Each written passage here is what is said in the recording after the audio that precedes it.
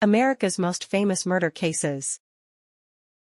John Wayne Gacy, known for his portrayal of Pogo the Clown at children's parties, was one of America's most infamous serial killers. Between 1972 and 1978, he tortured, raped, and murdered 33 young men, most of whom were teenagers. In 1978, while investigating the disappearance of 15-year-old Robert Piest, police discovered 29 bodies buried in the crawlspace under Gacy's home and on his property. He was convicted of all 33 murders after a trial in 1980, during which an insanity defense failed. Gacy was sentenced to death for 12 of the murders and was executed by lethal injection in 1994. Ted Bundy is probably the most notorious serial killer of the 20th century. Though he admitted to killing 36 women, it's speculated that the actual number of victims is much higher. Bundy graduated from the University of Washington in 1972. A psychology major, Bundy was described by his classmates as a master manipulator. Bundy lured his female victims by faking injuries, then overpowering them. Bundy's murder spree spread across many states.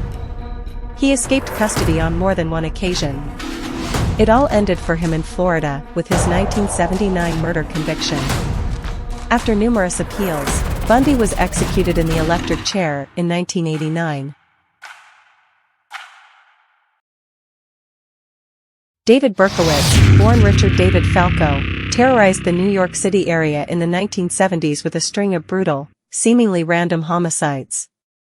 Also known as Son of Sam and the .44 caliber killer, Berkowitz wrote confession letters to police and media after his crimes. Berkowitz's rampage began on Christmas Eve in 1975 when he reportedly stabbed 2 women to death with a knife, but he was better known for walking up to parked cars and shooting his victims. By the time he was arrested in 1977, he had killed 6 people and wounded 7 more.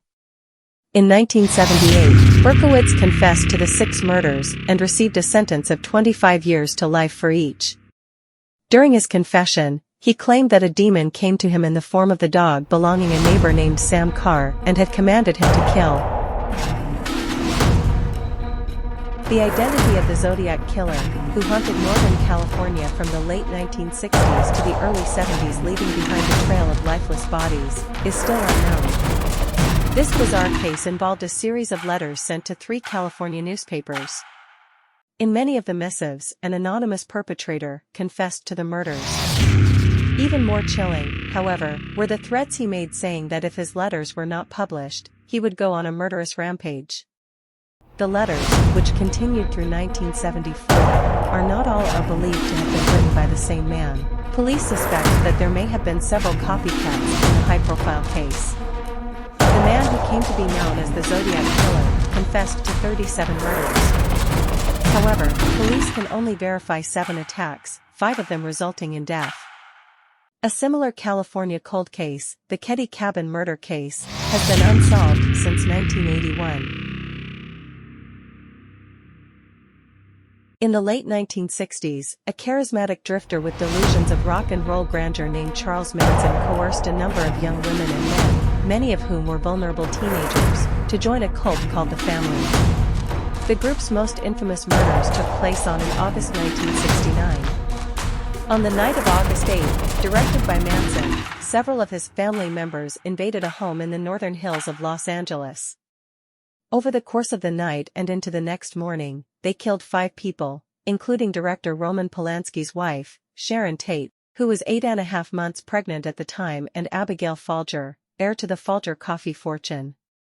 The next night, Manson family members continued their spree, murdering supermarket executive Leno LaBianca and his wife Rosemary.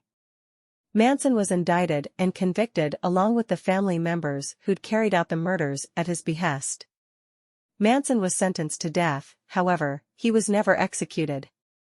He lived the rest of his life in prison and passed away in 2017 of a heart attack.